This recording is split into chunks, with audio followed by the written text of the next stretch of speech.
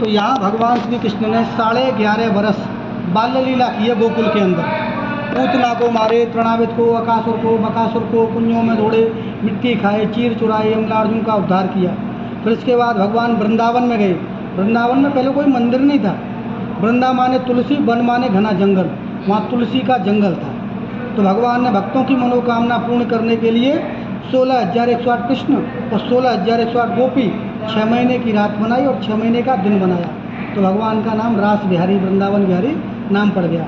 आज सेठों की कृपा से घर घर में मंदिर है। सेठों ने पैसा खर्च किया है तो अंग्रेज मंदिर है, प्रेम मंदिर है, पागल बाबा का मंदिर है, रंगनाथ जी का मंदिर है, सोने का खंभा है, टेढ़े खंभा है, कांच वाला मंदिर है, साहजी मंदिर है, वैष्णो माता मंदिर है, गोविंद देव जी का मंदिर है, राधा माधव मंदिर है। वहाँ घर घर में लाखों मंदिर है।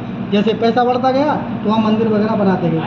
वृंदावन बोलते हैं राजसी धाम, मथुरा तामसी धाम बोलते हैं, कंस की नगरी।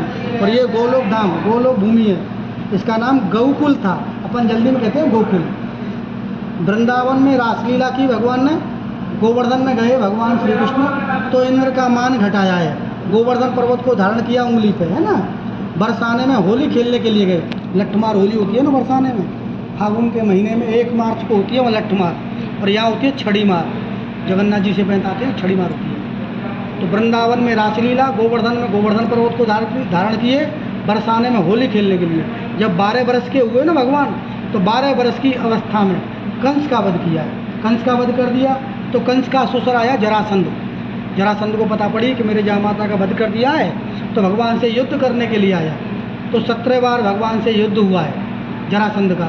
18वीं बार जब आया तो भगवान ने रण को छोड़ करके द्वारका नगरी का निर्माण किया गुजरात में।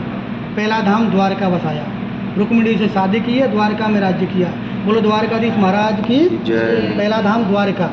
दूसरा बद्रीनाथ बोलते हैं, उत्तराखंड हिमालय पर्वत, जहाँ नर और नारायण ने तपस्या किया है। अर्जुन तो बने नर, भगवान कृष्ण बने नारायण। अपन बद्री नारायण बोलते हैं ना, कहते हैं गया बद्री और काया सुधरी, वहाँ निर्मल काया हो जाती है। बोलो बद्री नारायण भगवान की जय। तीसरा धाम बोलते हैं जगन्नाथ धाम, पूरे उड़ीसा में। भगवान कृष्ण, बलराम और बहन सुभद्रा जगन्नाथ महाराज का निर्माण किए।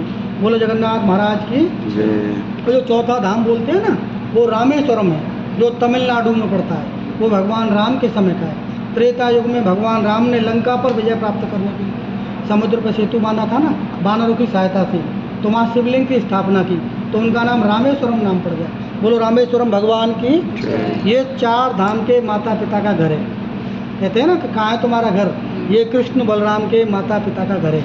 यहाँ दर्शन करने से 4 धाम यात्रा का फल मिलता है। ये ब्रजमंडल जो बसाया है ना, ये 84 कोस में है। इसके अंदर भी 4 धाम बसाए हैं। 252 किलोमीटर में ये ब्रजमंडल है। मथुरा, वृंदावन, गोवर्धन, नंदगांव, बरसाना, जतिपुरा, कामवन, कुंजवन, सांकेत वन, मूजवन, बृहदवन, कोकिलावन, भांडीरवन, ये सब ब्रजमंडल आता है। 252 किलोमीटर। ब्रज 84 कोस, जो पुरुषोत्तम मास के महीने में, अधिक मास में ये परिक्रमा होती है ना, लौंग का महीना पड़ता है जो निकल के गया, तो उसमें 40 दिन की यात्रा रहती है। किसी के पास टाइम है, किसी के पास नहीं है। यहाँ भगवान का चरण छूते हैं, झूला झुलाते हैं, प्रसाद खाते हैं। तो ब्रज 84 कोस यात्रा का फल मिलता है। 84 अंगुल का शरीर बैठेगा, अपन नापेंगे ना, 84 अंगुल का बैठेगा। ये ब्रजमंडल भी 84 कोस में, क्योंकि तो नंद बाबा, यशोदा मैया और वसुदेव जी, देव की माता, रोहिणी माता, ये वृद्ध हो चुके थे।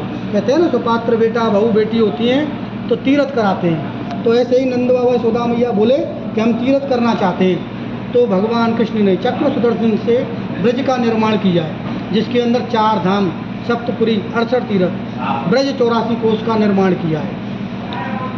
तो ये ब्रज 84 कोस बताया हुआ है। और तीसरा ये ब्रज, ये शरीर है ना, ये भी 84 अंगुल का है। 84 कोस में ये ब्रजमंडल है। 84 लाख योनियों बाद ये मनुष्य का शरीर मिलता है।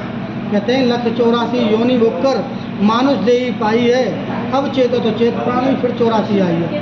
इंसान का जीवन मरण है ना, ये 84 लाख योनियों में भटकता रहता है। यहाँ बार बार जन्म, बार बार मरण न हो।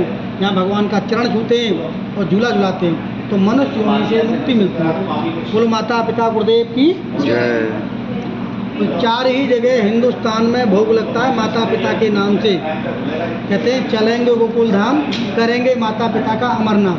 कहते हैं ना सुपात्र बेटा बहू बेटे होते हैं ना, कुल में नाम लेते हैं, माता पिता को तीर्थ कराते हैं। श्रवण कुमार ने अपने माता पिता को 4 धाम करने पे यात्रा कराया है ना। तो अपन श्रवण कुमार की तरह कंधे पे उठा के यात्रा नहीं करा सकते। तो यहाँ श्रवण कुमार जैसी भावना रखनी पड़ती है। यहाँ अपने अपने माता पिता और सास ससुर के चरणों में ध्यान करते हैं ना, तो उनको 4 धाम यात्रा का फल मिलता है। बेटा 1 कुल को तारता है, बेटी 2 कुल को तारती है। तो यहाँ ध्यान करने से उनको 4 धाम यात्रा का फल मिलता है।